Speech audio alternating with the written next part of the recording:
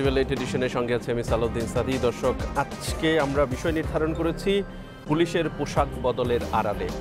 বিভিন্ন প্রশ্নের উত্তর খুঁজতে থাকবো। আদতেও এই পুলিশের পোশাক পরিবর্তনে মানসিক পরিবর্তন আনতে পারবে কিনা, এই পোশাক পরিবর্তনের পেছনে কোনো বাণিজ্য আছে কিনা, এবং এই পরিবর্তন এর আগেও যে হয়েছে ঐতিহাসিকভাবে এটি আসলে কোনো অর্থ ক্যারি করে কিনা, এসব বিষয় নিয়ে আলোচনা করব। আমাদের সাথে আজকে তিনজন সম্মানিত অতিথি উপস্থিত হয়েছেন।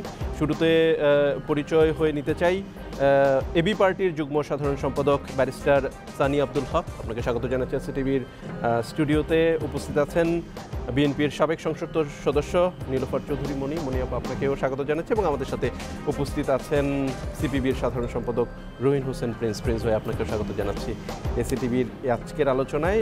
শুনছিলেন যে বিষয় নির্ধারণ করেছি পুলিশের পোশাক বদলের আড়ালে।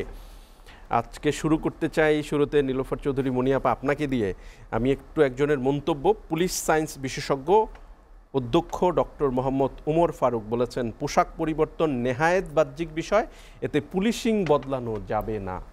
ঐতিহাসিকভাবে আসলে যেই পুলিশের পোশাক এবং র্যাবের পোশাক এবং আনসারের পোশাক পরিবর্তনের নীতিগত সিদ্ধান্ত হয়েছে, সেটি আসলেও এই মানসিক পরিবর্তনে কোনো ভূমিকা রাখবে কিনা বা ঐতিহাসিকভাবে রেখেছে কিনা। ধন্যবাদ আপনাকে। যারা শুনছেন আমার শুভেচ্ছা অভিনন্দন, আমার সহ আলোচক বৃন্দকে শুভেচ্ছা। দেখেন, বলে না যে রোম যখন পুড়ছে নিরু তখন বাঁশি বাজাচ্ছে। আমার কাছে এরকমই মনে হচ্ছে। দেশের অবস্থা চরম খারাপের দিকে, টাকা পয়সা নাই, ব্যাংকগুলো দেউলিয়া, আপনার দ্রব্যমূল্যের দাম আকাশচুম্বী, তারপর আইন শৃঙ্খলা রক্ষাকারী বাহিনীরা নিশ্চুপ, মব জাস্টিস মানুষ হাতে নিয়ে চলছে, এর মধ্যে ওনারা তাকদুমাদুম বাজাচ্ছেন। এবং এই যে পোশাক পরিবর্তন, আপনি জানেন এটার পেছনে অর্থটা কতটুকু? হাজার হাজার কোটি টাকা। তিনটা বাহিনীর কতগুলো, পুলিশই তো আছে 2 লাখের ওপর, তো আরো র্যাব আছে, এখানে আনসার আছে, আনসার বাহিনী তো আরো অনেক বেশি। বছরে 3টি হাফ এবং 2টি ফুল শার্ট এবং 3টি প্যান্ট দেওয়া হয় বাজেট থেকে প্রতিজনের। এক একজনের জন্য 5-6 সেট জামা যদি হয়, তাহলে আপনি বুঝেন যে তাদের কি পরিমাণ বাণিজ্য। মানে আপনার অন্তর্বর্তীকালীন সরকার কি আসলে বাণিজ্য ব্যাপারটাকে আমি শেষ করি, সে কতটুকু বুঝে না বুঝে, এই না বুঝাটাও কিন্তু একটা বড় খেসারত, বিশাল বড় খেসারত। অভিজ্ঞতা না থাকাটাও কিন্তু একটা বড় খেসারত। আমার কথা হচ্ছে যে পুলিশের যে চারিত্রিক চেঞ্জ হয়েছে, চারিত্রিক পরিবর্তন হয়েছে। পুলিশ একসময় ঘুষ বাণিজ্যের সাথে ওতপ্রোতভাবে জড়িত ছিল, সরকারের কথায় উঠতেও বসতো, এসবের সাথে জড়িত ছিল, সরকারের হ্যান্ডস হিসেবে সন্ত্রাসী বাহিনী হিসেবে কাজ করত। সেগুলো চেঞ্জ করা একান্তই দরকার। সেগুলো থেকে সরে গিয়ে পুলিশ যখন এই যে আমরা জুলাই অভ্যুত্থান বলি, যেটা জুলাই অভ্যুত্থানে যখন তাদের চরম নাজেহাল অবস্থা হলো, তখন থেকে তারা কিন্তু এক ধরনের ট্রমাটাইজ হয়ে আছে। এই ট্রমাটাইজ নাকি ইচ্ছাকৃত ট্রমাটাইজ আমরা জানি না। পুলিশ কিন্তু সামনে আপনি যা মারামারি করেন, আপনার পুলিশ কিছুই বলবে না। একটা মার্ডার হবে, আপনার কিছুই বলবে না, ওইভাবে যাবে না। আপনার একখানে চরম সমস্যা হচ্ছে, ভিড়াভিড়ি চরম উপচে পড়া, পুলিশ একটা কথা বলবে না। কিন্তু বাণিজ্যের জায়গায় কিন্তু আবার চুপ থাকবে না। বদলি ট্রান্সফার আপনি দেখেন বাণিজ্য হচ্ছে। চাকরির জন্য পুলিশের চাকরি, নর্মাল পুলিশের যে চাকরির জন্য হলো, সেখানেও বাণিজ্য হয়ে গেছে, তো কনস্টেবলে। তারপরে আপনার মনে করেন যে মামলা বাণিজ্য, মামলাটাও মানে এটা হলো গিয়া শাখের করাত, আসতেও কাটে যেতেও কাটে। আপনার ওইখানে যে মামলা দিচ্ছে তার ওইখান থেকেও পয়সা নিচ্ছে, যার নামে মামলা দিচ্ছে তাকেও পয়সা নিচ্ছে, আবার অ্যারেস্টও করছে, অ্যারেস্ট করেও আবার পয়সা নিচ্ছে। এই যে পুলিশের অবস্থা, এই নৈতিক এই মানসিক জায়গাটায় চেঞ্জ করা দরকার। এইখানে আপনার সাইকোলজিস্ট দিয়ে তাদেরকে ট্রিটমেন্ট করা দরকার, তাদেরকে কাউন্সিলিং দরকার, গ্রুপে গ্রুপে। সারদা ছিল আগে কিভাবে ঘুষ খাইতে হয়, যতটা মার্চ পাস্ট না করে, প্যারেড না করে ঘুষের কথাই বলা হতো। আমার মনে হয় সেই সারদাকে এখন আপনার দরকার হলো আপনার মানসিক চিকিৎসালয় কেন্দ্র স্থাপন করা, তাদের মেন্টাল আপনার স্বাস্থ্যের উন্নতি করা। সেটা না করে আপনার তাদের পোশাক পরিচ্ছদের চেঞ্জ করা। পোশাক পরিচ্ছদ চেঞ্জ করলে তো মানসিক অবস্থার চেঞ্জ হবে না। এই কথাটাই সরকার বুঝে না। সরকার এই কথায় সায় দিল কিভাবে? তাদের ধারণা যে এই জুলাই অভ্যুত্থানের আগের যে পুলিশটা ছিল, এখনও একই পুলিশ, একই ড্রেস পরা, একই ড্রেস পরা দুইটা পুলিশের পোশাকটা চেঞ্জ করে তাদের নেচার চেঞ্জ হয়ে যাবে। এই এই জিনিসটা তারা পাইলো কই থেকে? আপনার তারা যে আসছে তারা তো অনেক কিছু অভিজ্ঞতা নেই, অভিজ্ঞতা জানে না, বুঝে না, কিন্তু অন্যায়কে লাই দেওয়ার অভিজ্ঞতাটা লাগে না, ওটা তো তারা ঠিকই দিচ্ছে। তো ঠিক তেমনই পুলিশ পোশাক না, পুলিশ যে অন্যায় তার সাথে জড়িত ছিল, পুলিশ এবং অন্যায় এর দুইটা ওতপ্রোতভাবে জড়িত ছিল। যাদেরকে আমি যদি মনে করতাম যে পুলিশ সেবা দাস, আমার সেবা করবে, জনগণের সেবার দাস পুলিশ, এটাই কিন্তু হওয়ার কথা। পুলিশদের জায়গায় কিন্তু চাকরির জায়গায় এটাই লেখা আছে, জনগণের সেবা করবে, এই ব্রতই নিয়ে ওই চাকরিটা। সেই জায়গায় কোনো কথা না বলে, সেই জায়গায় একটা মিনিমাম একটা লাইনের স্পিচ না দিয়ে কিভাবে এই পোশাক পরিচ্ছদ চেঞ্জ করা, এটার মানে কি? এটার মানেই হচ্ছে ফয়দা লোটা। যে বা যাদের হাত দিয়ে এই পোশাকটা যাবে তারা কারি টাকা, হাজার হাজার কোটি টাকা তসরুপ করার জন্যই এই কাজটা করা হচ্ছে। এইটাকে আমরা বলবো যে আপনাদের মাধ্যমে এই ইন্টারিম গভর্নমেন্ট যে কোনোভাবে যেটা বলছে এই জায়গা থেকে সরে গিয়ে বন্ধ করে দিয়ে যে টাকাটা এখানে খরচ হবে সেই টাকা দিয়ে তাদের ট্রিটমেন্ট করুক, তাদেরকে মাইন্ডসেট পরিবর্তন করুক। তাদের মাইন্ডসেটে বলা উচিত, শেখানো উচিত প্রথম থেকে শেষ দিন পর্যন্ত পুলিশ জনগণের বন্ধু, পুলিশ জনগণের সেবক, এর বাইরে আর কোনো শব্দ হতে পারে না। সে যেই হোক না কেন তার ট্রান্সপারেন্সি থাকবে সেবক হিসেবে, তার ট্রান্সপারেন্সি থাকবে বন্ধু হিসেবে, তার ট্রান্সপারেন্সি থাকবে দেশের কল্যাণ হিসেবে। এর বাইরে গিয়ে আপনার পোশাক আপনি যেটাই পরেন না কেন, তার যদি জুতা না থাকে স্যান্ডেল পরেও পুলিশের সে ডিউটি করতে পারে। স্যান্ডেল যদি নৈতিকতা ঠিক থাকে, তার নৈতিকতা ঠিক নেই, আপনি তাকে সুন্দরভাবে আপনি পলিশ করছেন, এই পলিশটা করা পুলিশকে বন্ধ করতে হবে। এটা সরকারকে আপনার মাধ্যমে জানাই দিলাম। ধন্যবাদ। যেটা আপনার এই যে রাজস্ব দিয়ে যে অবস্থাটা করছে সরকারের, আপনার কর্মচারীদেরকে আপনার মহার্ঘ ভাতা বাড়ানো 7%-এর জন্য এখানে 12%, 14% আপনার রাজস্ব ট্যাক্স বাড়ায় দিছে। এতে কি হয়েছে? জনগণ আবার মরার উপর খাড়াল খা, জনগণ যা ইচ্ছে তাই হোক, জনগণ নিয়ে কারো কোনো মাথা ব্যথা নাই। তো জনগণ নিয়ে মাথা ব্যথা নাই রাজনৈতিক দলরা যদি না করে থাকে, তোমরা তো বাবা রাজনৈতিক দল ছিল না, তোমরা তাহলে জনগণকে নিয়ে এরকম ফায়দা লুটার খেলা খেলছো কেন? যেই ফায়দা লুটুক না কেন, যেহেতু তাদের হাত দিয়ে ফায়দাটা লুটা হবে, অতএব এই যে সমস্যা থেকে দায়টা তারা এড়াতে পারবে না কখনোই। ধন্যবাদ নীলোফার চৌধুরী মনি আপা। আসতে চাই রহিন হোসেন প্রিন্স ভাই আপনার কাছে। আপা যেটি বলছিলেন যে আসলে এই পোশাকি পরিবর্তনে আসলে গুণগত কোনো পরিবর্তন আসবে না, এর চেয়ে বরঞ্চ এটি যদি মানসিক পরিবর্তনের ক্ষেত্রে, কাউন্সেলিংয়ের ক্ষেত্রে যদি এই ব্যয়টা করা হতো সেটি বরঞ্চ ভালো হতো। পাশাপাশি এটিও বলেছেন যে যে মহার্ঘ ভাতা বাড়ানো হয়েছে সরকারি কর্মকর্তাদের, এবং এই পোশাক পরিবর্তনে নীলোফার চৌধুরী মনি আপা বলছেন এখানে একটা বাণিজ্য জড়িত। আপনি কি মনে করেন? ধন্যবাদ, আপনি আলোচকদেরকে ধন্যবাদ জানাচ্ছি, যারা শুনছেন শুভেচ্ছা জানাচ্ছি। আচ্ছা, প্রথমে আসি, আপনি যে টাইটেলটা করেছেন পুলিশের পোশাক বদলের আড়ালে। এখন আড়ালে অনেক ঘটনা খবর থাকতে পারে বা আছে, এটা সাধারণভাবে ধারণা করা যায়। তার আগে আমি একটু আলোচনা একেবারে ছোট করে এক কথায় একটা বলি। প্রথম কথা, যে সরকার এই উদ্যোগটা কেন নিচ্ছে, অন্ততপক্ষে আমরা এখনও স্বচ্ছ না। হ্যাঁ, সাধারণভাবে ধরে নিতে পারি, তারা বলতে পারে যে পুলিশ এতদিন যে ভূমিকা পালন করেছে, র্যাব বা অন্যরা পালন করেছে, আমরা তাদের অন্য রকম দেখতে চাই। তার মানে যদি বলি যে তাদের যে দায়িত্ব, তারা এটা পালন না করে একটা দলীয় দায়িত্ব পালন করেছে এবং তার থেকে বেরিয়ে আসার কাজটা করুক। আমি সাধারণভাবে যদি বলি, তাহলে সহজ উত্তর, পোশাক পরিবর্তনে কি এইটার কোনো পরিবর্তন আসবে? আমার মনে হয় পরিষ্কার উত্তর হওয়া উচিত না। এটা নিয়ে তর্ক হইতে পারে, যদি কেউ হ্যাঁ মনে করে তাহলে আসুক, আলাপ আলোচনা করি। আপনি তো শুরুতে একজন বিশেষজ্ঞর উদাহরণ দিলেন, তা আর তো আলোচনার দরকার নেই। তাহলে এটা তো একেবারেই অপ্রয়োজনীয়। এখানে আমি থামলাম। দ্বিতীয়বার একটা কথা আপনাকে বলি, আমার এখানে বসে একটা স্মৃতি মনে হচ্ছিল, যদিও পুরোটা আমি বলবো না, বোঝেন সব কথা তো আমরা সবসময় বলিও না। বেশ আগের খবর, আমি একজন ভদ্রলোক, বুঝেন, তিনি একটা বিশেষ দায়িত্ব পালন করেন। তাকে আমি জিজ্ঞেস করেছিলাম অনেক বছর আগে যে আপনি একটা বিশেষ জায়গায় দায়িত্ব পালন করেন, তাহলে এরা কেন, কি বলবো, যে একটু ভালো হলো না? তা আমাকে উদাহরণ দিলেন যে কি বলবো, আমি একটু চেয়েছিলাম, এটা ওনার ভাষা আমি কোট করছি, যেহেতু ওনাদেরকে একটু মানবাধিকার শেখাবো, কিন্তু আমার উপরের লোক বলে মানবাধিকার শেখানোর দরকার না, ওনাদেরকে খাওয়াও। তাহলে এইটা একটা থিওরি, কিন্তু তা দিয়ে তো হয় না। এখন আমি আসি যে কোশ্চেনটা কি দাঁড়াচ্ছে, আমরা চাইটা কি? আমি কোনো শব্দ চয়নে না যেয়ে যদি বলি যে এই ধরনের যে বাহিনীগুলো, তারা আইন শৃঙ্খলা রক্ষাকারী বাহিনী হিসাবে তারা কোনো দলের অনুগত হবে না, রাষ্ট্রের অনুগত হয়ে তারা তাদের দায়িত্ব পালন করবে এবং মানুষের সাথে মানবিক আচরণ করবে, আইন শৃঙ্খলা রক্ষার জন্য যা কঠোর হওয়ার সেটা হবে। তো এইটা যদি আমি করতে চাই তাহলে আমাকে দায়িত্ব পালন করতে মানে পোশাক পরিবর্তন তাহলে প্রধান বিষয় না। এবার দ্বিতীয় দাড়ি টানলাম। থার্ড বক্তব্য হচ্ছে এইবারের প্রেক্ষাপট এ কিন্তু একটা সাধারণ প্রেক্ষাপট না।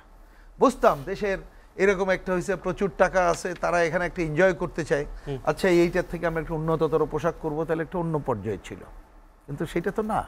এখন তাহলে দেখা যাবে যে পুলিশ এবং অন্যরা বিগত দিনে যেটা করেছে, এবং তারপরে 5 তারিখের পরে কিন্তু পুলিশ বিভিন্ন জায়গায় পোড়ানো, হত্যাকাণ্ড অনেক ঘটনা ঘটেছে, যেটাও আমাদের কাছে ট্রান্সপারেন্ট হওয়া দরকার, এখনও কিন্তু হয় নাই। এই সামগ্রিকতায় দেখবেন যে আমাদের এই বাহিনীর এর মধ্যে ভালো মন্দ মিলিয়ে আছে।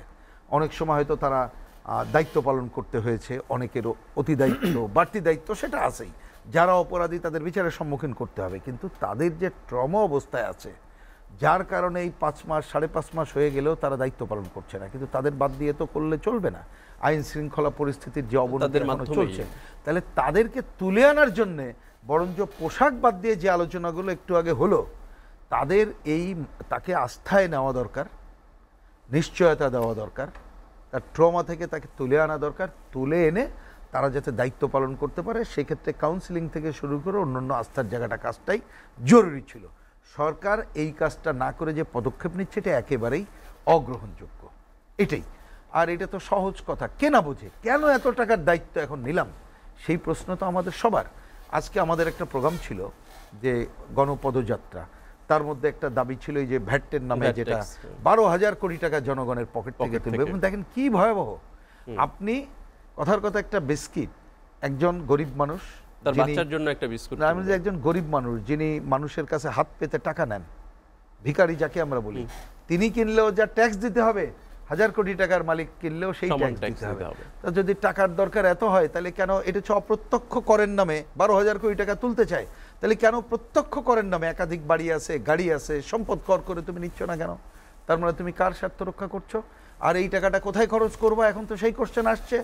মহার্ঘ ভাতা নিশ্চয়ই সরকারি কর্মচারীদের সুবিধা দেওয়া দরকার আছে, কিন্তু টাইম অ্যান্ড স্পেস আছে না। 7,000 কোটি টাকা খরচের কথা বলা হচ্ছে, আর এই যে এই খরচের টাকা কোথায় হবে? তাহলে এইটার উপরে তোলা, এটা তো জনগণ মোটেই গ্রহণ করবে না। আমি আশা করব যে এই কাজ থেকে তারা বিরত থাকবে, আর এটা খুবই স্বাভাবিক। ওই যে আপনিও কোশ্চেন করছিলেন যে এইখানে তো অন্তর্বর্তীকালীন সময়, এটা মনে রেখেন, এগুলো যখন টেন্ডার ডেকে কাজ হবে, এই টেন্ডার ডেকে কাজ হওয়ার মধ্য দিয়ে এইখানে কিন্তু বহু মানুষের স্বার্থ থাকে। আমি এই কথা না বলে পারছি না, কারণ আজকে এই বক্তৃতা আমি করেছি, এটা অন ইয়ারে, এই জন্যও বলছি যে দেখবেন আগের সরকারের একজন মন্ত্রী বলেছিল ঘুষকে এক ধরনের লিগ্যালাইজ করার সময় কি বলেছিল মনে আছে? স্পিড মানি। মনে আছে না আমাদের সবার, যে স্পিড মানি, এর তো ঘুষ ধরা দরকার নেই, তাহলে কাজটা হয়। তা আজকে আমরা বললাম এখন কিন্তু স্পিড মানি তো আছেই, সাথে যুক্ত হয়েছে রিস্ক মানি, যে এখন এটা দেশের খুব খারাপ অবস্থা, আমি কিন্তু করতে পারবো না, সুতরাং এইটা দেন। আমি নিজে জানি এক জায়গায়, আমি অত নাম তো বলা বোঝেন, এটা ঠিক হয় না, বলছিও না, যে এক জায়গায় বললো আগে হয়তো কাজ করার পর একটা পার্সেন্টেজ দিতে হতো, তাই বললাম এখন কাজটা কি বন্ধ হয়েছে? বলে যে না, এখন আগেই চেক দিয়ে দিতে হয়, বলে যে কয়দিন এই দায়িত্বে আছে জানি না, আগে দিয়ে দেন, তারপরে কাজটা করেন। তো এই ভয়াবহ অবস্থা যেখানে আমাদের বিরাজ করতেছে, তো সেইখানে আপনি ন্যাচারাল, এটা তো বাণিজ্য হবেই, জবাবদিহিতা তো নাই, এটা তো নির্বাচিত সরকার না যে তার স্বচ্ছতা জবাবদিহিতা সবকিছু নিশ্চিত করে হচ্ছে। তাহলে এইটা একেবারেই অপ্রয়োজনীয়।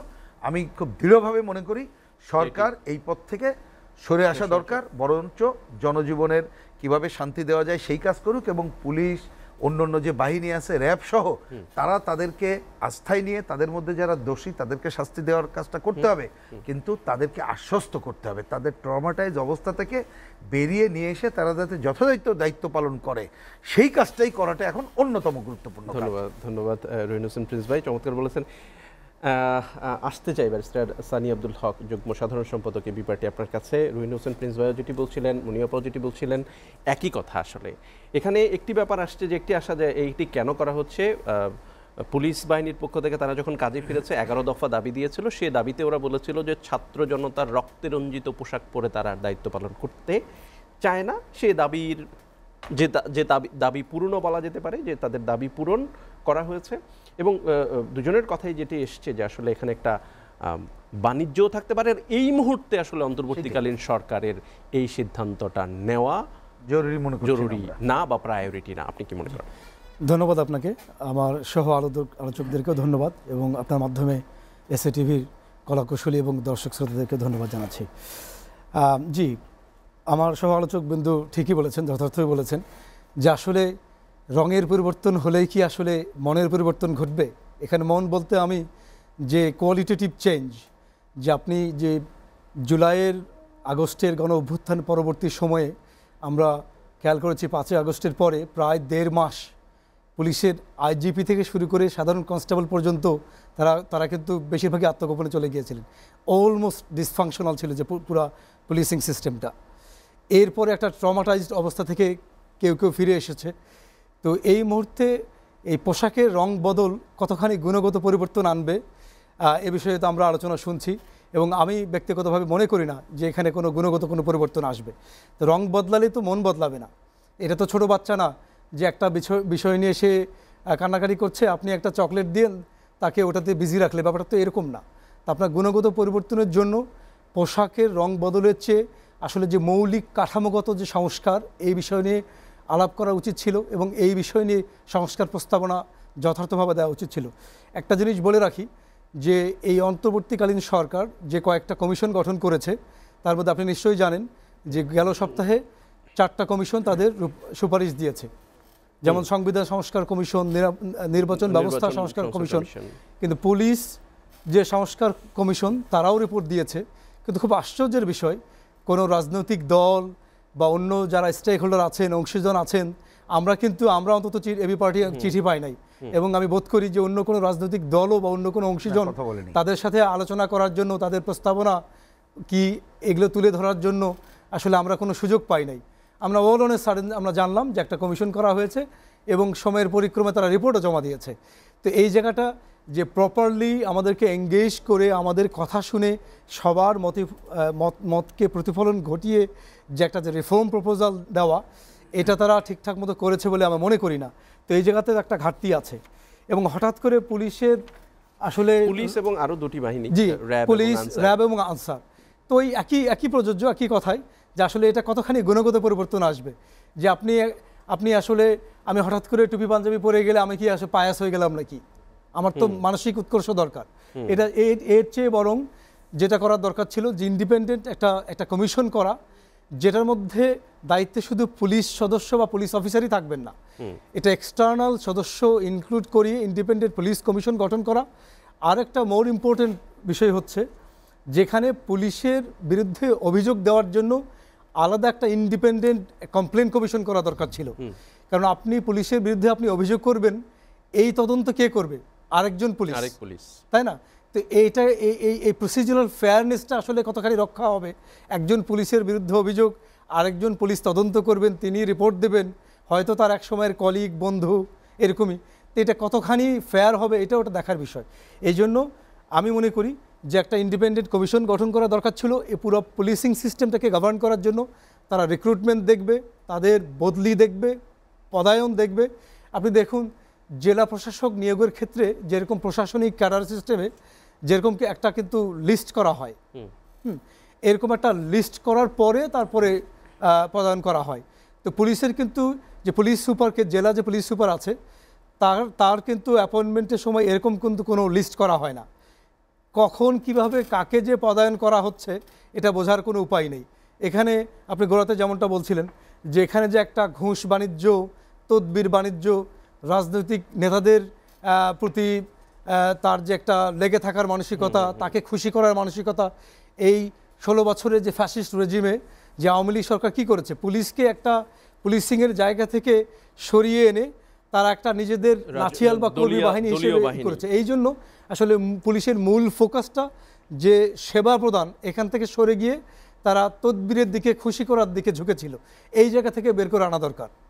আর অভিযোগ গঠনের জন্য আলাদা কমিশন করা, এটা তো বললাম। এটি পুলিশ সংস্কার কমিশন থেকে আসলে বলা হয়েছে যে অভিযোগ না, পুলিশ সংস্কার, পুলিশ বাহিনীটাই আলাদা করে একটা কমিশন থাকবে, যে তারা বলেছেন, রিপোর্টে বলেছেন, এবং তাদেরই আন্ডারে একটা ইউনিট টাইপ অফ থাকবেন যেটা কিনা এই অভিযোগগুলো দেখভাল করবে।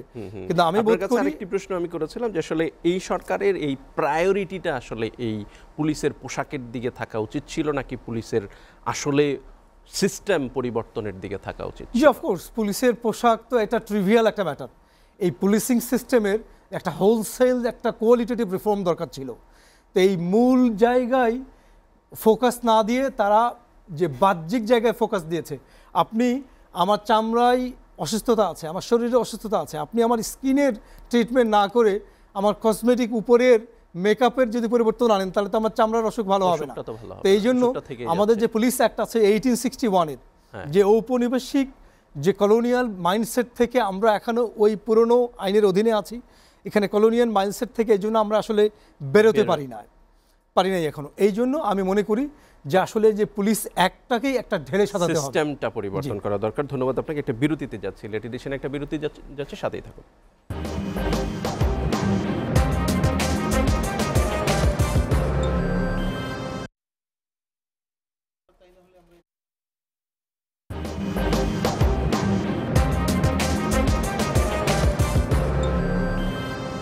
দেখছেন এসএটিভি লেট এডিশন। আলোচনা করছি পোশাক বদলের আড়ালে। বিভিন্ন আলোচনা আমরা তিনজন আলোচকের মধ্যেই পেয়েছি যেটি যে আসলে এই পোশাক বদল আসলেও তেমন কোনো গুণগত পরিবর্তন আনবে না, এবং তিনজন আলোচকই বলেছে এই সিদ্ধান্তটি পুনর্বিবেচনা করা দরকার।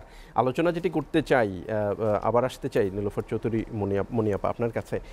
এই যে এত বড় একটি সিদ্ধান্ত, রাষ্ট্রীয় 3টি বাহিনীর পোশাক পরিবর্তনের সিদ্ধান্ত, সেটি প্রথমত সামাজিক যোগাযোগ মাধ্যম এবং বিভিন্নভাবে দেখা গেছে যে বাহিনীর অভ্যন্তরেও অসন্তোষ আছে, তারাও এই বিষয়গুলোকে গ্রহণ করতে পারে না, এই পোশাক তাদের পছন্দ হয়নি। এবং যারা অংশীজন আছে রাষ্ট্রের, রাজনৈতিক দল, কারোর সাথেও আমরা যতটুকু জানি গণমাধ্যমে তেমন আসেনি যে কারোর সাথে কারোর মতামত ওইভাবে নেওয়া হয়েছে। তাহলে এই সিদ্ধান্তটি কোনো রকমের অংশীজনের সাথে, ইভেন জনগণের মতামত নেওয়া হয়নি। বলা হয়েছে যে 18টি পোশাক এসেছিল, 18টা পোশাকের মধ্যে প্রথম 5টি নির্বাচন করা হয়, সেখান থেকে বিশেষজ্ঞরা যারা ছিলেন কমিটিতে তারা 3টি পোশাক চূড়ান্ত করেছেন। এটি কেন? এখানে আসলে কি মনে হচ্ছে যে রাজনৈতিক দলগুলোকে বা অংশীজনদের পাশ কাটিয়ে যাওয়ার একটা প্রবণতা কি? দেখেন, এইটা আপনার কথা বুঝতে পেরেছি, এটা নতুন না, তারা আসছে প্রায় 6 মাস।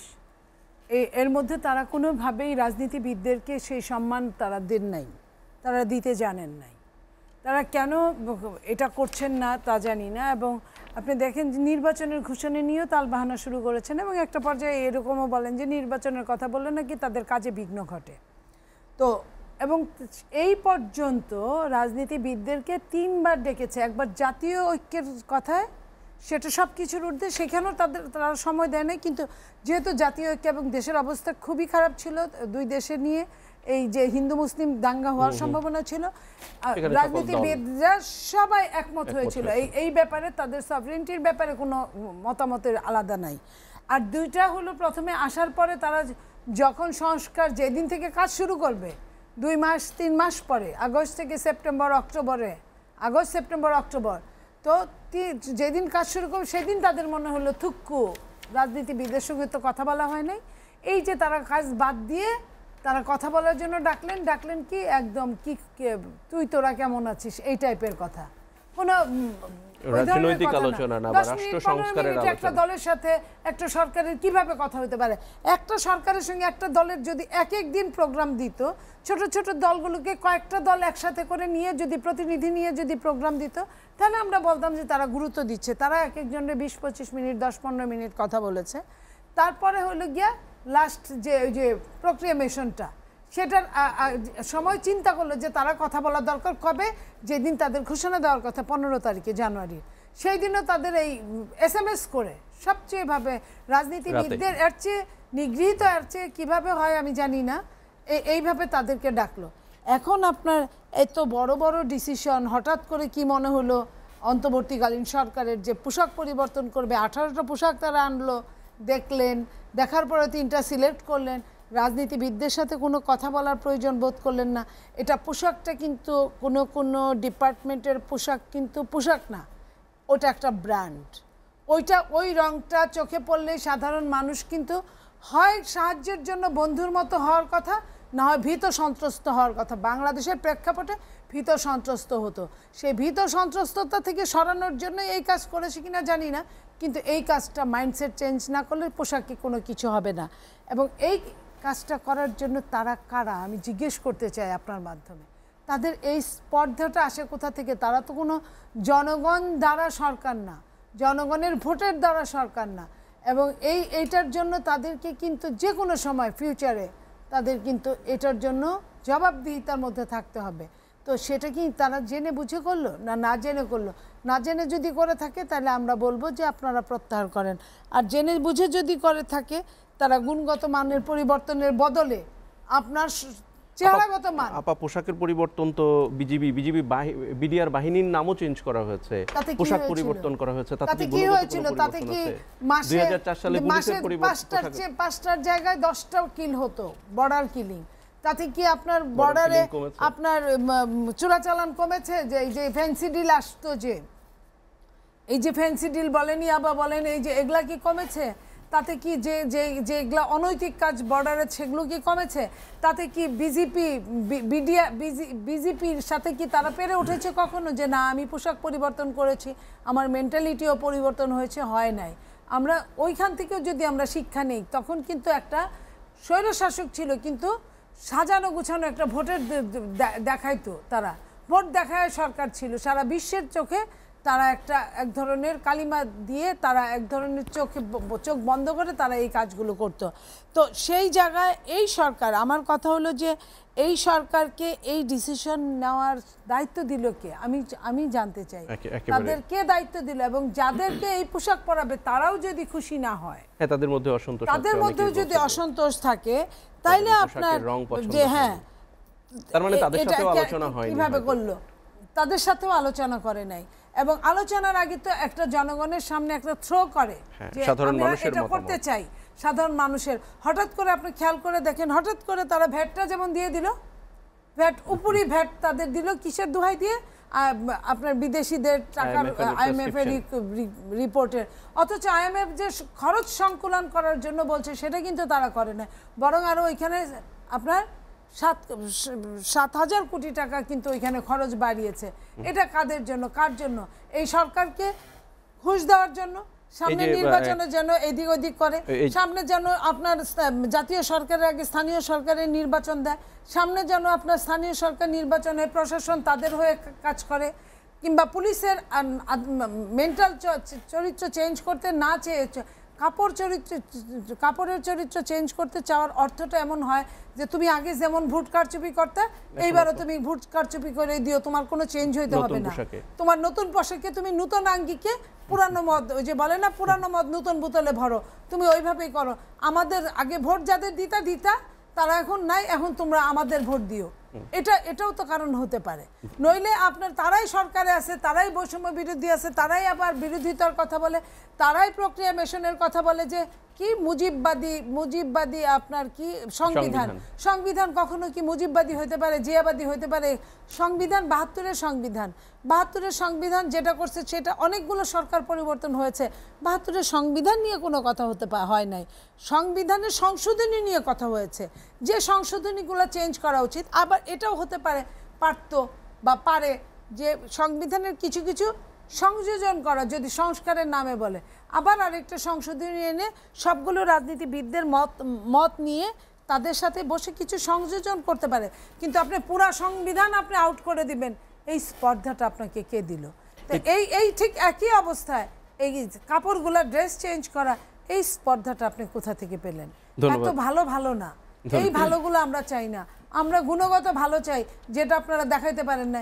আপনারা একবার বলেন পলিথিন, সারা বিশ্বে পলিথিন চলে, কিন্তু পলিথিনটা কি জায়গা মতো? আপনার পলিথিন একখানে থাকবে, নর্মাল ময়লা একখানে থাকবে। পলিথিনের জায়গায় রিসাইক্লিনে চলে যাবে, ময়লার জায়গায় রিসাইক্লিনে চলে যাবে, তাতে মাটির কোনো উর্বরের কোনো সমস্যা হবে না। আপনি ওইটা না বলে আপনি পলিথিনটাই তুলে দিলেন। এর আগেও তো কেউ তুলে দিছিল, তারপরে আরেক সরকার আসছে আবার দিছে। তাতে কি আপনি সময় ক্ষেপণ করছেন, আপনি অর্থ ক্ষেপণ করছেন। আপনার এই সময়টা এই স্বল্প সময়ের মধ্যে আপনি লম্বা লম্বা কাহিনী করছেন, এই কাহিনী করার দায়িত্ব আপনার না। ধন্যবাদ নীলোফার চৌধুরী মনি আপা, আবার আসতে এটা চাই নির্বাচনী সরকারের। ধন্যবাদ। আসতে চাই রহিন হোসেন প্রিন্স ভাই আপনার কাছে। মনি আপা যে প্রশ্নটা রেখে গেছেন যে আসলে এই সংস্কারগুলো করা বা এত বড় সিদ্ধান্তটা নেয়ার আসলে অন্তর্বর্তী তারা কারা, তারা কি আসলে এই এত বড় সিদ্ধান্তটা নিতে পারে? রাজনৈতিক দলগুলো বা স্টেক হোল্ডার যারা আছে, অংশীজন, 3টি বাহিনীর পরিবর্তন করা হয়েছে, এই আলোচনা ছাড়া তারা আসলে এই সিদ্ধান্তটা নিতে পারে কিনা, বা আসলে এই সিদ্ধান্তটা নেয়ার যে প্রশ্নটা শুরু থেকে করছিলাম যে প্রায়োরিটিটাই আসলে কি? আচ্ছা, আমি একেবারে কয়েকটা কথা কংক্রিট ফর্মে বলি। প্রথম কথা, আমার মনে হয় পোশাক নিয়ে যে আলোচনা হয়েছে যথেষ্ট, এটা আলোচনার দরকার নাই, কারণ এই মুহূর্তে এটা একেবারেই যে অপ্রয়োজনীয় আমাদের আর্থিক অবস্থা সামগ্রিক বিবেচনার। একটা আর একটু মন্তব্য খালি করি, কারণ এখানে আপনি ওটা তুলে ধরেছেন যে আমাদের পুলিশ ভাইয়েরা অনেকে একটা দাবি দিয়েছিল, তার মধ্যে 11 দফার মধ্যে কিন্তু মনে রাখতে হবে এই দাবি অনেক ক্ষেত্রে একটা জনতুষ্টিবাদী দাবি হয়, একটা কিছু হয়, এটা হিসাব নিকাশ করে করতে হবে। আমার বিবেচনাটা অগ্রাধিকার না, এটা বলে এখানে শেষ করা। এবার আসি মানে যে আলোচনাটা আমি একটু করতে চাই, পুলিশ সংস্কার নিয়ে যে কথাটা হচ্ছে, প্রথমে আমার বিবেচনা একটু আমাদের মিডিয়া টিডিয়াও যেভাবে বলছেন এটাও একটু যথাযথ না। আমি কথাটা দায়িত্ব নিয়ে কি স্বরাষ্ট্র উপদেষ্টা বলছেন যে পোশাকটা হচ্ছে প্রতীকী পরিবর্তন। আমি পোশাক নিয়ে কথা বলছি, আমি বলছি সংস্কার রিপোর্ট নিয়ে এখন আলোচনা, কারণ ওটা আমি শেষ করলাম আর কি। কারণ বললাম যদি কোনো সময় দরকার হয়, আমার আর্থিক সঙ্গতি হয়, কোনো একটা দরকার হয়, তখন ভাববো। এখন এটা প্রয়োজন না, এখন অন্য কাজ আগে কি প্রয়োজন আগের রাউন্ডে।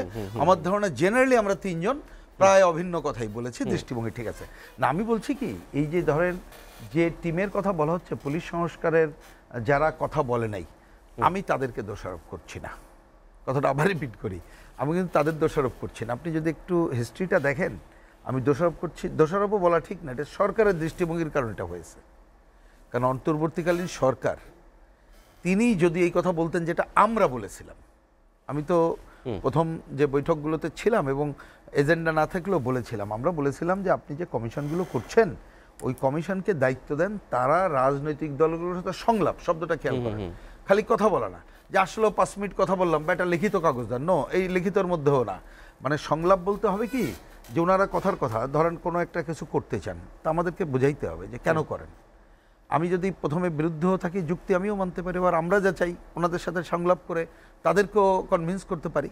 তারপরে ঐক্যমত্য কতগুলো আছে ওনারা লিখতেন, এই সংলাপ করলে বলতেন যে কথার কথা আমরা এতগুলো দলের সাথে আলোচনা করেছি, তার মধ্যে আমরা 156টা প্রস্তাব করছি, তার মধ্যে কথার কথা 22টা সব দল সম্মত হয়েছে, অমুক 25টা এই দল সম্মত নেই, তাহলে কিন্তু সরকার জাজ করতে পারতো। কিন্তু সরকার যেটা করেছে, তাদেরকে এই সংলাপের দায়িত্ব তো দেয় নাই।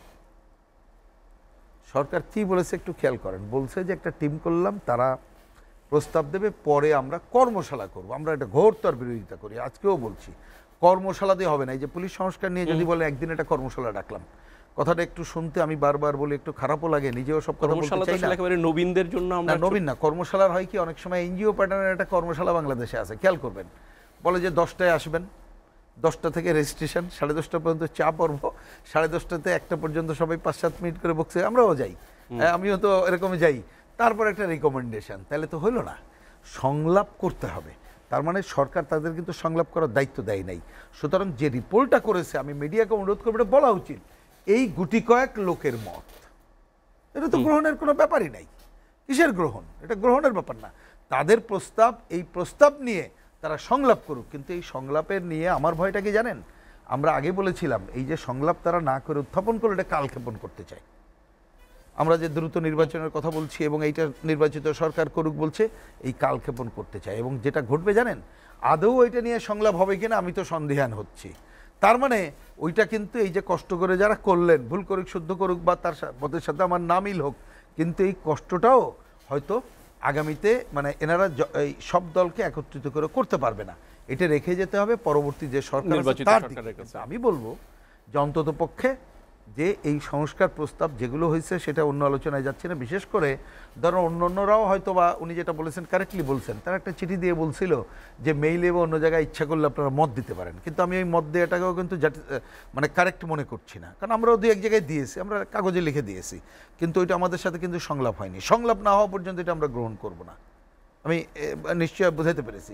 সুতরাং আমার জানা মতে পুলিশ বিভাগের পক্ষ থেকে এই যে যারা দায়িত্ব ছিল আমাদের সাথেও কোনো যোগাযোগ করে নাই, তাতে আমি কোনো অপরাধ দিচ্ছি না। আমি আশা করব সরকার যথাযথভাবে এই টিমকেও দায়িত্ব দিতে পারে, রাজনৈতিক দল শুধু না, অন্য যারা আছে তাদের সাথে ভালোভাবে সংলাপ করে তারা একটা প্রস্তাব উত্থাপন করুক। তবে এই ব্যাপারে আমার আরেকটা মতো বলি, বিশেষ করে পুলিশ, জনপ্রশাসন, অন্যান্য অনেকগুলো বিষয় আছে, রাজনৈতিক দলগুলোর মত যেমন নেব, আমরা দুনিয়ার অভিজ্ঞতা নেব এবং এক্সপার্টিজের মত নেব, কারণ এগুলো একটা অন্য গুরুত্বপূর্ণ বিষয়। যত সহজে আমরা ধরে নেন সংবিধান প্রশ্ন, নির্বাচন সংস্কার প্রশ্ন যতভাবে মত দিতে পারবো, এই ক্ষেত্রে একটু এক্সপার্টিজের যাওয়াটা দরকার, সেইটা করুক। আর এই কথা আবার রিপিট করতে হচ্ছে, ভুল হবে কোনটা জানেন? একটা ভুল মেসেজ যাবে যদি শুধু পোশাক পরিবর্তনের কাজটা করেই, তাহলে মনে করব মানুষের আইসাইডে যে আগের পোশাক পরিবর্তন করে দিলাম, এই পুলিশ তো তার পরিবর্তন হলো না, এটা আরেকটা ভুল পদক্ষেপ হবে। সেইটা যাতে এইরকম দ্রুততার সাথে করার থেকে আরো আর্থিক যেহেতু দুরবস্থায় আছি, অন্য কাজের দিকে নজর দিক, সেটা আমরা প্রত্যাশা করি। ধন্যবাদ রহিন হোসেন। প্রিন্স ভাই, আবার আসতে চাই ওয়েস্টার সানি আব্দুল হক আপনার কাছে। প্রিন্স ভাই যেমনটা বলছিলেন যে আসলে এই ধরনের সিদ্ধান্ত স্টেক হোল্ডার, রাজনৈতিক দল এদের সাথে আলোচনা না করে এই ধরনের সিদ্ধান্ত থ্রো করে দেয়া, যেমন ভ্যাটের কথা আসছে এবং সংস্কারের বিভিন্ন প্রস্তাবের কথা আসছে, এবং এই যে পুলিশ, র্যাব এবং আনসারের পোশাক পরিবর্তন, এটি আসলে কালক্ষেপণ। আসলেই কি তাই? মানে কালক্ষেপণের একটা কালক্ষেপণ কিনা, perhaps it will be too strong to use that term আর কি। কালক্ষেপণ এটা তো আসলে মনস্তত্ত্ব বোঝার জায়গা থেকে আর কি, আমি তেমনটা মনে করি না, বাট আমি এটাকে ইনঅ্যাপ্রোপ্রিয়েট, প্রসিডিউরালি ইনঅ্যাপ্রোপ্রিয়েট বলে মনে করি আর কি। কারণ অন্যান্য সংস্কার কমিশন কিন্তু রাজনৈতিক দল এবং বিভিন্ন স্টেক হোল্ডার অংশীজনকে কিন্তু এঙ্গেজ করেছে, তাদেরকে চিঠি দিয়েছে, বলেছে যে আপনাদের প্রস্তাবনা আমাদেরকে জমা দিন। আমরা কমিশনগুলোতে গেছি, ইমেল করেছি, এরপরে গিয়ে সামনাসামনিও আমরা জমা দিয়েছি, এরকম নজির আছে।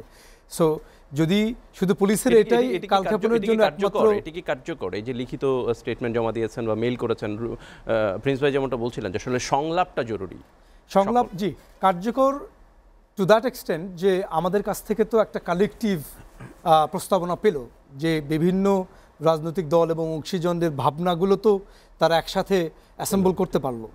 এরপরে যেটা করবে, তারা একটা প্রস্তাবনা তৈরি করবে, করে জমা দেবে অন্তর্বর্তীকালীন সরকার সকল রাজনৈতিক দল এবং অংশীজনের সাথে আবার তারা ডায়ালগে বসবেন, বসে এটা পার্মানেন্ট নেচার দেবে যে হ্যাঁ আপনারা এই সমস্ত প্রস্তাব দিয়েছেন, এগুলো নিয়েছি, এগুলো নিতে পারি নাই, কিন্তু আপনার একটা বাদ গেল। ধরুন যে আপনি একটা প্রস্তাবনা দিয়েছেন, আজকে আমরা আমাদের পার্টি অফিসে আমরা সংবিধান সংস্কার কমিশন এবং নির্বাচন ব্যবস্থা সংস্কার কমিশন যে রিসেন্টলি রিপোর্ট দিয়েছে এবং আমরা যে প্রস্তাবনাগুলো দিয়েছিলাম এগুলোর সাথে মিল অমিলে জায়গা খোঁজার চেষ্টা করেছি, আমরা প্রেস কনফারেন্স করেছি, আমরা বলেছি এই জায়গাগুলো প্রতিফলিত আছে, এগুলো নেই।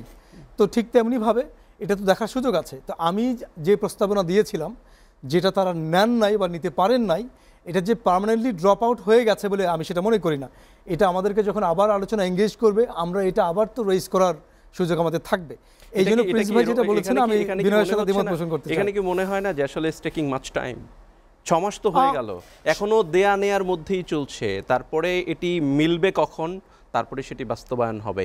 মনে হচ্ছে না যে একটু সময়? দেখুন এই জঞ্জাল তো অনেক পুরনো, এবং এই যে জুলাই আগস্টের যে বিপ্লব, এটাকে তো আমি শুধুমাত্র এই কয়েক সপ্তাহের মধ্যে ফ্রেমে আটকে রাখতে চাই না। ইভেন আমি এই 16 বছরের বন্ধনীতেও আটকে রাখতে চাই না। আমি তো মনে করি যে অ্যাসপিরেশন নিয়ে, যে আকাঙ্ক্ষা নিয়ে আমাদের এই প্রিয় মাতৃভূমি গঠিত হয়েছিল, সাম্য, মানবিক মর্যাদা এবং সামাজিক সুবিচারের ভিত্তিতে একটা রাষ্ট্র গঠনের যে স্বপ্ন দেখানো হয়েছিল, যার কারণে আমরা ঝাঁপিয়ে পড়েছিলাম, সেই স্বপ্নের বাংলাদেশ তো আমরা 53 বছরেই পাই নাই। তো আমি তো মনে করি এই পুরো 53 বছরেরই একটা না পাবার একটা একটা একটা ব্যর্থ একটা যে ক্ষোভ, রাগ থেকেই কিন্তু একটা কিউমিলিয়েটিভ একটা রাগ কিন্তু এখানে পড়েছে। সো আমি এখানে নিছক এখানে কয়েক সপ্তাহ বা মাত্র 16 বছরের যে ব্যর্থ সরকার এটা মনে করি না। আমি এটা পুরো 53 বছরের একটা কালেকটিভ ব্যর্থতার জায়গা থেকে এটার ক্ষোভের বহিঃপ্রকাশ বলে এইভাবে আমি এটাকে দেখতে চাই। কিন্তু যে পুলিশ সংস্কার আমরা যদি বলি যে 6 মাসের শেষের দিকে এসে সিস্টেমের পরিবর্তন খুব একটা দেখেনি সাধারণ মানুষ, এবং নিরাপত্তাটাও এখনও নিশ্চিত হয় না, সে জায়গায় এসে যদি পোশাকের একটা পরিবর্তন পুলিশ, র্যাব এবং আনসারের মধ্যে, এটি কি আসলে আপনার মনে হয় যে সন্তোষজনক? জি, এই 5 মাসের মধ্যে কিন্তু 1.5-2 মাস পুলিশের আইজিপি থেকে কনস্টেবল পর্যন্ত আত্মগোপন বা লুকিয়ে থাকাও কিন্তু আপনার এই হিসেবের মধ্যেই আছে এই টাইম ফ্রেমের ভিতরে। কিন্তু অবশ্যই না, এর আনসার আমরা 3 জন ইউনানিমাসলি দিয়েছি, একমত হয়েছি, আমাদের ভিন্নতা ছিল না আমাদের, যে অবশ্যই বাহ্যিক পরিবর্তন কোনো গুণগত পরিবর্তন আনবে না। যেটা দরকার আধুনিক পুলিশিং সিস্টেমকে যে হিউম্যানিটেরিয়ান জায়গাতে নিয়ে যেতে হবে, আমাদের যে মানবিক পুলিশ গঠন করতে হবে। একটা পুলিশ আজকে জয়েন করার আগে যে সারদাতে ট্রেনিং নেয় পুলিশ একাডেমিতে, ওখানে গিয়ে শুধু লেফট রাইট পিটি প্যারেড এবং এই কিভাবে গুলি চালানো যায়, কিভাবে এই কসরত শেখানো হয়, ওখানে কি আসলে আধুনিক আমাদের যে শেখানো হয়, শেখানো হয়, এটা ঠিক এই পিটি প্যারেড এবং অস্ত্র চালানোর ট্রেনিংয়ের জায়গা থেকে আপনি ওটাকে হয়তো আধুনিকতার তকমা দিতে পারেন। কিন্তু আমাদের যে আধুনিক সমাজ ব্যবস্থায় যে মানবাধিকারগুলো, যে আপনি যখন সমাজের তো একটা অবিচ্ছেদ্য অংশ, আপনি দেখুন অন্যান্য বাহিনীর সাথে কিন্তু পুলিশ বাহিনীর একটা মৌলিক তফাৎ আছে। সেটা হচ্ছে যে আর্মির সদস্যরা তারা ক্যান্টনমেন্টে থাকেন, তাদের আলাদা থাকার জায়গা আছে, কিন্তু পুলিশ কিন্তু আমাদের সমাজে সোসাইটিতে মিশে থাকে মানুষের সাথে। এই মৌলিক জায়গাটা দেখেন, এখানে যদি আপনি মানবিক প্রশিক্ষণগুলো না দেন, যে আপনি যখন আপনার পুলিশিংয়ের সময় আপনি কি মানবিক জায়গাগুলো বিবেচনা করতে হবে, এগুলো যদি আপনার শিক্ষাতে সন্নিবেশিত না থাকে, তাহলে এই প্রশিক্ষণ শুধুমাত্র সশস্ত্র প্রশিক্ষণ, পাবলিক রিলেশনশিপ নিয়েও কিন্তু ট্রেনিং আছে, কিন্তু এটা অপ্রতুল এবং পর্যাপ্ত বলে আমরা মনে করি না। ধন্যবাদ। আমাদের আরেকটা বিরতি নিতে হচ্ছে, লেট এডিশনে নিচ্ছে আরেকটা বিরতি, সাথেই থাকুন।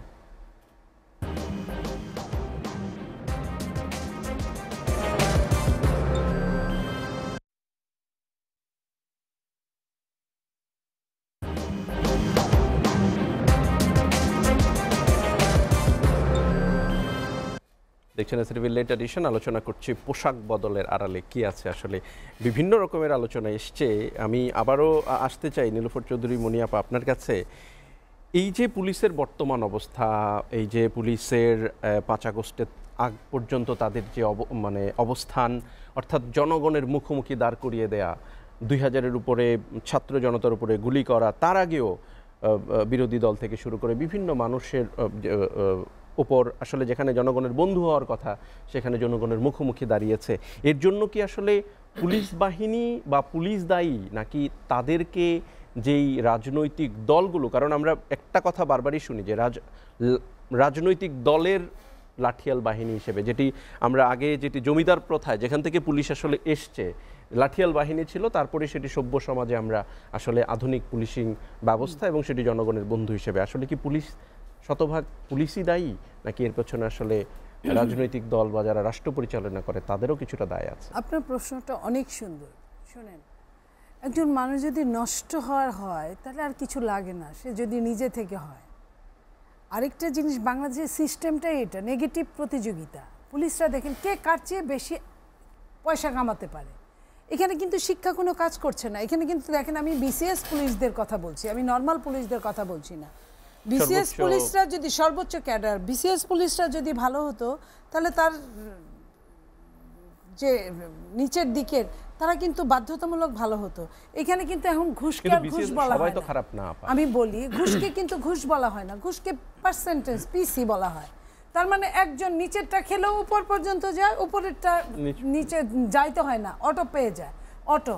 এখন আপনার মনে করেন এই জায়গা থেকে, এই জায়গায় তারা নিজেরা যতটা দায়ী, তাদের সাথে রাজনীতিক যে সরকার, সেটাও আমি 15.5 বছরের কথাই বলি। 15.5 বছর সঙ্গে যদি 1-11 সরকার ধরি, 18 বছর আগে আমরাও কিন্তু কম বুঝতাম।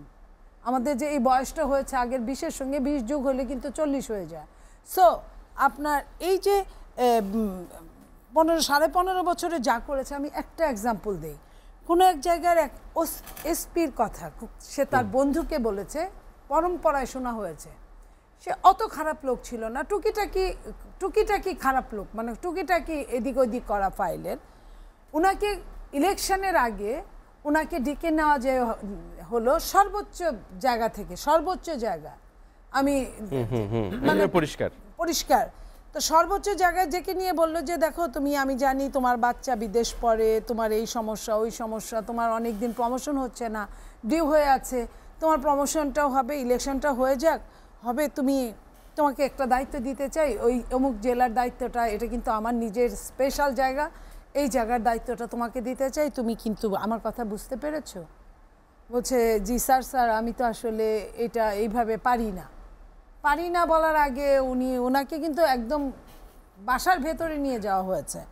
তারপরে ওনাকে কিছু বান্ডিল ধরিয়ে দেওয়া হয়েছে যে তোমার বাচ্চা পড়ছে বিদেশে, তার তো টাকা লাগে আমি জানি, তোমার কাছে অত টাকাও নাই, থাকে না, হ্যাঁ, তখন বলছে এটা নিয়ে যাও তোমার কাজে লাগবে। ধরেন 1,50,000 থেকে 1 কোটি টাকার মতো ওয়ান ম্যানই দিল তাকে। দেওয়ার পরে উনি তারপরেও যখন কাইকুই করছে সে টাকাটা নিবে না, না স্যার আমার দরকার নাই, আমি আসলে চাই আমার নিজে থেকেই কিছু কাজ করতে। এখন তার উপরেও কিন্তু কিছু বস থাকে, বসদেরও কিন্তু অন্যায় কিছু কাজ তার করতে হয়। তখন উনি লাস্ট ফর্মুলা হিসেবে বলল যে এই এত নাম্বার ফাইলটা কিন্তু আমার হাতে, তুমি যদি এই কাজগুলো না করো আমি কিন্তু এই ফাইলগুলো জায়গা মতো উত্থাপন করব। তার মানে তার জীবনের সব কিছু সারা জীবন যেটা ধরে বসে আছে সেটাও থাকলো না। শেষে তাকে কি করতে হলো, তাকে টাকাটা নিতে হলো, তাকে অন্যায় অপকর্মের সঙ্গে জড়িত হতে হলো। এই যে এটা হলো বায়াসড, সে বাধ্য হয়ে গেল। আরেকটা হলো যে সে নিজেও চায়, আরেকটা সুযোগ পেল, সেই সুযোগটা নিল। সুযোগ কে না নেয়? আমার হাজবেন্ড একটা কথা মাঝে মাঝে বলে যে বাঙালিরা তো সুযোগের অভাবে সতী, তো সুযোগ দিয়ে বুঝতে হবে যে আপনি কতটা সৎ। তা এই জায়গাটা, এরপরে আপনার আত্মীয়তা, আমি যদি যে কথাটা নেগেটিভ কথাটা আপনি বলেছিলেন যে এটা কিভাবে এখান থেকে বের হয়ে আসা যায়, আপনার আত্মীয়তা, যেটা সব আত্মীয়তা পুলিশের সঙ্গে যে আছে, যে যাদের এমপির সাথে মন্ত্রীর সাথে তারা অ্যাডভান্স টিম হিসেবে কাজ করে, সেটাই যদি আপনি যদি এই নেগেটিভ কাজগুলোকে নেগেটিভ আকারে ধরেন, তাদের সঙ্গে যদি আত্মীয়তা করা বন্ধ করেন, তাদেরকে যে সে অন্যায় করছে অন্যায়টাকে অন্যায় হিসেবে বিবেচনা করে শাস্তির আওতায় আনেন, আইনের অনুশাসনটা কায়েম করেন, যে পুলিশের জন্য যে আইন, পুলিশের আসামির জন্য একই আইন, সবই যদি এরকম হতো, তাহলে আমার মনে হয় যে লাঠিয়াল বাহিনী হিসেবে তারা আর কাজ করতো না। এবং 5ই আগস্টের পরে আর 5ই আগস্টের আগে, 5ই আগস্টের পরে পুলিশের তো অস্তিত্বের মধ্যে প্রবলেম হয়েছে। পুলিশ কিন্তু এখানে আপনার ট্রমাটাইজ, সে ট্রমাটাইজ থেকে উঠতে পারলে সে আবার অন্যায় করবে কিনা আমরা জানি না, কিন্তু অন্যায় তো সে করছে, সে কিন্তু আবারও ওই আপনার মামলা বাণিজ্যের মধ্যে সে কিন্তু নিজেকে যেখানে সুযোগ পাচ্ছে করছে, যেখানে পাচ্ছে না সেখানে আরেক দিক তাকিয়ে আছে, সে ওইটা দেখছে না, মারামারির মধ্যে সে কিন্তু ছাড়াতে যাচ্ছে না, কারণ ওইখানে তার লাভ নাই। এই লাভটা যে সরকার যে তাকে মাসে মাসে মাসোহারা দেয়, এই কথাটা তাকে চিন্তা করতে হবে, ওই জায়গায় মাইন্ডসেটটা তার চেঞ্জ করাতে হবে, সেই জায়গায় তাকে সাইকিয়াট্রিস্ট দিয়ে ট্রিটমেন্ট করতে হবে। একেবারে পরিষ্কার। নীলুফার চৌধুরী বনি আপা যেমনটা বলছিলেন, প্রিন্স ভাই আপনার কাছে আসতে চাই শেষবার, এই যে উইন উইন সিচুয়েশন, অর্থাৎ পুলিশ যখন উপঢৌকন নেয় বা এই যে পিসি যেটাকে বলে ঘুষটাকে পার্সেন্টেজ, এই উইন উইন সিচুয়েশন থেকে এবং রাজনীতিবিদরাও সুবিধা নিচ্ছে বা সাধারণ মানুষও সুবিধা নিচ্ছে, এই পিসির বিনিময়ে আবার পুলিশ নিজেও সুবিধা নিচ্ছে, এখান থেকে আসলে এই উইন উইন সিচুয়েশন থেকে তাদেরকে আসলে বের করা বা এখানে আসলে রাজনৈতিক দলের বা ব্যক্তিদের দায় আসলে কতটুকু এবং পুলিশের দায় হতে পারে কঠিন আবার সহজও, কারণ এটা একটা যেহেতু রাজনীতির অঙ্কের ব্যাপার। একেবারে আমি যদি পিন পয়েন্ট করে বলি, আপনি যদি রাজনীতির দুর্বৃত্তায়ন না ঠেকাতে পারেন তাহলে অবধারিতভাবে এই ঘটনা ঘটবেই। আর রাজনীতির দুর্বৃত্তায়ন কেন হয় হয়তো সেটা একটা বড় আলোচনা যাচ্ছি না, খালি এটা বলে রাখি, নাইলে ভুল বোঝাবুঝি না, কারেক্ট বলা হয় না। আসলে অর্থনীতির দুর্বৃত্তায়ন অব্যাহত থাকলে তার উপরে দাঁড়ায় রাজনীতির দুর্বৃত্তায়নটা থাকে, আর এই রাজনীতির দুর্বৃত্তায়ন অর্থনীতির দুর্বৃত্তায়ন ভাইস ভার্সা, এটা মনে রাখতে হবে। এখন এই রাজনীতির দুর্বৃত্তায়ন মানে অর্থনীতির দুর্বৃত্তায়ন রক্ষার জন্য রাজনীতির দুর্বৃত্তায়নটাকে অবধারিতভাবে করতে হয়, আর সেইটা করতে গেলে তার হাতিয়ার কি? সামরিক বেসামরিক আমলা, এই পুলিশ প্রশাসন, এটাই রাষ্ট্রের। এবং ফলাফল কি হয়? ধরেন যে রাতে আপনি পুলিশকে দিয়ে আপনি ডেকে যেভাবে করেন, আপনি ভয় দেন, টাকা দেন, আর যাই দেন না কেন, কারণ তা আইনের শাসন তো নাই দেশে, তাহলে আপনি তাকে দিয়ে রাতে ব্যালট বাক্স ভর্তি করালেন, তারপরে কি হলো? ওই পুলিশ কি এমপি সাহেবকে আর কখনো সালাম দিছে? আর এমপি সাহেব তার অসৎ সুবিধা না দিয়ে কি সে এমপিগিরি করতে পারছে? তাহলে আপনাকে রাজনীতির দুর্বৃত্তায়নটা যদি বন্ধ না করা যায়, এবং পুলিশ তারা আমাদের একটা বাহিনী, এবং এই বাহিনী মনে করতে হবে, এই যে কথাটা খুবই ভালো বলছেন, যে দেখলে খালি ভয় হবে না, অবশ্যই তার ভয়ও যেমন থাকবে, কিন্তু সে একটা আত্মরক্ষার বাহিনীও বটে। কারণ এটা আমরা বলি, দেখেন এই পুলিশ নিয়ে যতই আমরা গালাগালি করি এই করি, বিপদে পড়লে কার কাছে যাব? পুলিশের কাছেই। বরঞ্চ আমরা আজকে কথাটা বলি, সময় হয়তো নাই, র্যাব ট্যাব অন্য অনেক বাহিনীর তো দরকার ছিল না, এই পুলিশ বাহিনীকে সে আইনের দায়িত্ব পালন করবে এবং মানবিক দায়িত্ব পালন করবে। আলোচনাটা এখানে জনগণের পাশে, সেইটা যদি আমরা করতে পারি এবং সে করবে নির্ভয়ভাবে, রাষ্ট্রের পক্ষে, কোনো দলের পক্ষে না। কারণ একটা লেখা আমি দেখেছি, কোথায় যেন ভুলে গেলাম, যে অনেক সময় বলাও এটা আছে খুবই কারেক্টলি, যে বেআইনি নির্দেশ, মানে নির্দেশ আপনি মানতে বাধ্য, কিন্তু বেআইনি নির্দেশ মানতে বাধ্য না। এটাই তো প্রধান বিষয়। তা সেইটাকে যদি আমরা করতে পারি, যে তারা তাদের একটা নিজস্ব বাহিনী হিসাবে আইন শৃঙ্খলা রক্ষা করবে, মানুষের সপক্ষে ভূমিকা নেবে, এই জায়গাটা করা সম্ভব। ওই রিপিট করে এই কথা শেষ করি, রাজনীতির দুর্বৃত্তায়ন বন্ধ না হলে আমরা কিন্তু তাদেরকে ব্যবহার করব, সরাসরি বলি, হ্যালো করে বলি, অমুক করে বলি, তমুক করে শেষ করলেও এটাই বন্ধ করতে হবে। আপনার কাছ থেকে 30 সেকেন্ডসে জানতেই চাবো, এই রাজনৈতিক দুর্বৃত্তায়ন বন্ধ করার আসলে ওই যে সেটাকে আমি এক কথায় যদি 30 সেকেন্ড উত্তর দিতে চান, আপনি অর্থনীতির দুর্বৃত্তায়ন বন্ধ ছাড়া পারবেন না। আমি খালি বোঝার জন্য বলি, ধরেন উৎপাদনের সাথে সম্পর্ক ছাড়া আয় গ্রহণযোগ্য হবে না, অনুপার্জিত আয় আপনি ভোগ করতে পারবেন না। মিনিমাম জায়গাটা যদি আপনি করতে পারেন, এই জায়গায় যদি করতে পারেন, তাহলে অর্থ এগুলো না থাকলে দেখবেন অটো বন্ধ হয়ে যাবে। ধন্যবাদ, একেবারে পরিষ্কার। আসতে চাই সর্বশেষ ব্যারিস্টার সানি আব্দুল হক আপনার কাছে। রুহিন ভাই যেমনটা বলছিলেন, রাজনৈতিক দুর্বৃত্তায়ন এবং অর্থনৈতিক দুর্বৃত্তায়ন, অর্থাৎ সোর্স ছাড়া যেই অর্থ আসবে সেটি হতে পারবে না। সেটি হলে অন্ততপক্ষে এই পুলিশের সংস্কার যেটি, সেটিও আসলে ত্বরান্বিত হবে। আপনি কি মনে করেন? জি, আমি ওই জায়গাতে তো দ্বিমতের কারোই কোনো সম্ভাবনা নেই। এখন শেষ প্রশ্ন যেটি রুহিন ভাইকে করেছিলাম, যে রাজনৈতিক দুর্বৃত্তায়ন আসলে কিভাবে বন্ধ করা সম্ভব? রাজনৈতিক দুর্বৃত্তায়ন আমি যদি পুলিশের এই পুলিশিং সিস্টেমের সাথে যদি করি, মিলিয়ে এই অংশটুকুতে, এই এক্সটেন্টে বিবেচনা করার চেষ্টা করি, আসলে টোটাল পুলিশ ফোর্সকে রাজনৈতিক নেতাদের হাতিয়ারে থেকে বিরত রাখতে হবে। এটা কিভাবে হতে পারে? যে যেরকম পেটোয়া বাহিনীতে পরিণত করেছে, এটা যেন না হয়। এই জন্য যে পুরো রিক্রুটমেন্ট প্রসেস, তাদের পলিসি গাইডলাইনগুলো, এগুলো has to be prepared by an independent commission. তারা ওটা দেখভাল করবে, যেখানে রাজনৈতিক নেতাকর্মীর কোনো সংশ্লিষ্টতা থাকবে না। এই জায়গাটা দরকার। কিন্তু এই থাকবে না, এটা নিশ্চিত করবে কে? থাকবে না ওই যে ইন্ডিপেন্ডেন্ট কমিশন। এখন তো পুলিশকে রিক্রুট করে সরকার, কিন্তু একটা স্বাধীন ইন্ডিপেন্ডেন্ট নিরপেক্ষ একটা কমিশন থাকবে, তারা এই পুরো পুলিশিং সিস্টেম। কিন্তু এই যে দুর্নীতি দমন কমিশন স্বাধীন স্বায়ত্তশাসিত একটি প্রতিষ্ঠান, কিন্তু কাজ কি করতে পারে? দেখুন, আপনি যদি ওই বিবেচনায় আসেন, তাহলে আমাদের একটা পুরো জাতিগতভাবে একটা মনস্তাত্ত্বিক হোলসেল রিফর্ম দরকার। এখন আমি যদি মানসিকভাবে আমি যদি চিন্তা করে থাকি, স্টাবর্ন হয়ে থাকি, যে আপনি যেই বলুন না কেন আমি উত্তর একটাই, বা আমার ভাবনার আমি কোনো পরিবর্তন আনবো না, যদি মনস্তাত্ত্বিক জায়গার যদি পরিবর্তন না আসে, তাহলে তো গুণগত পরিবর্তন আসবে না। আর আমাদের রাজনৈতিক নেতাকর্মীদের একটা সেন্স অফ প্রফেশনালিজম ডেভেলপ করা দরকার। আমাদের একটা সিরিয়াস লেভেলের সেন্স অফ পলিটিক্যাল ইন্টিগ্রিটি অভাব আছে আমাদের। আপনাকে একটা উদাহরণ দিই, যে David Cameron, former British prime minister, তিনি যখন ব্রিটেনে বেরিয়ে আসবে কিনা এটা রেফারেন্ডাম দিয়েছিলেন, যে British people will decide whether they want to come out of European Union. Referendum দিয়েছে, উনি ক্যাম্পেইন চালিয়েছেন রিমেইনের পক্ষে, যে আমি থাকতে চাই, এটার পক্ষে। তো রেফারেন্ডামে ব্রিটিশ পিপলরা মেজরিটি তারা সিদ্ধান্ত দিয়েছে তারা এখান থেকে বেরিয়ে আসতে চায়। তিনি এই রেফারেন্ডামের রেজাল্টের পরে তিনি স্বপ্রণোদিত হয়ে ঘোষণা দিয়েছেন যে আমি আর প্রাইম মিনিস্টার হিসেবে কন্টিনিউ করতে চাই না, কারণ কোনো একটা পার্টিকুলার পয়েন্টে আমি prime minister of this nation, আমি ক্যাম্পেইন করেছিলাম to remain with European Union, কিন্তু majority of the British people তারা ডিসাইড করেছে যে তারা ব্রিটেন ইউরোপিয়ান ইউনিয়ন থেকে বেরিয়ে আসতে চায়। তার মানে আমার সাথে সংখ্যাগরিষ্ঠ ব্রিটিশ পিপলরা এই পয়েন্টে একমত হয় নাই, এবং আমি মনে করি যে আমি বোধহয় আমার নৈতিক অধিকারটা হারিয়ে ফেলেছি। দেখুন তাদের সেন্স অফ ইন্টিগ্রিটি, তার কিন্তু কোনো পলিটিক্যাল প্রেশার ছিল না টু গিভ রেজিগনেশন। তা আমি একটা সেন্স অফ প্রফেশনালিজম ডেভেলপ যদি আপনি না করেন, মনস্তাত্ত্বিক পরিবর্তন ঘটবে না আমাদের জাতিগতভাবেই, এবং রাজনৈতিক অঙ্গনে মনস্তাত্ত্বিক পরিবর্তন আসবে না। আর এই মনস্তাত্ত্বিক পরিবর্তন যতক্ষণ পর্যন্ত আসবে না, আমাদের গুণগত পরিবর্তনও আসবে না। শুধু শেষ কথা বলি, আমরা পুলিশকে অনেক কন্ডেম করছি, ক্রিটিসাইজ করছি। আপনি পুলিশের জায়গা থেকেও আপনি দেখুন, পুলিশ আইনে দেখবেন একটা বিষয় আছে যে আপনাকে যে কোনো সময় সাড়া দিতে হবে। তার মানে আপনি 24/7 আপনি অন ডিউটিতে আছেন।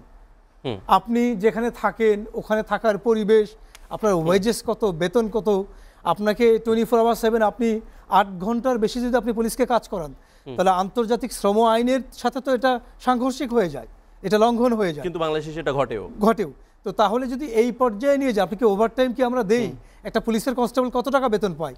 তো সে তো অলমোস্ট একটা মাইন্ডসেট নিয়েই কাজে জয়েন করে যে পুলিশের যোগ দিলে আমার বেসিক বেতন এত, আর আমি আয় উপার্জন বাড়তি উপরই, এগুলো এই টাইপের ভাষা আছে। ধন্যবাদ। তো এগুলো তারা করে, এই জায়গাটা আমাদের ভাবা দরকার। ধন্যবাদ তিনজনকে, নীলুফার চৌধুরী মনি, রহিম হোসেন প্রিন্স এবং ব্যারিস্টার সানি আব্দুল হক, তিনজনকে অসংখ্য ধন্যবাদ। শেষ করতে হচ্ছে এসটিভির আজকের লেট এডিশন, যেটি আলোচনার মধ্যেই এসেছিল যে আসলে এই পুলিশের রাজনৈতিক যে দুর্বৃত্তায়ন সেটি বন্ধ করতে হবে, এবং তিনজন আলোচকই যে কথাটি বলেছেন যে এই যে পুলিশের পোশাক পরিবর্তন এই সময় আসলে প্রায়োরিটি না, এখান থেকে সরকার আসলে বিবেচনা করা উচিত এই সময় আসলে পুলিশ এবং র্যাব এবং আনসার তাদের পোশাক আসলে পরিবর্তন করবে কিনা সরকার বিবেচনা করবে, জনগণ হয়তো সেটি বিবেচনা করবে।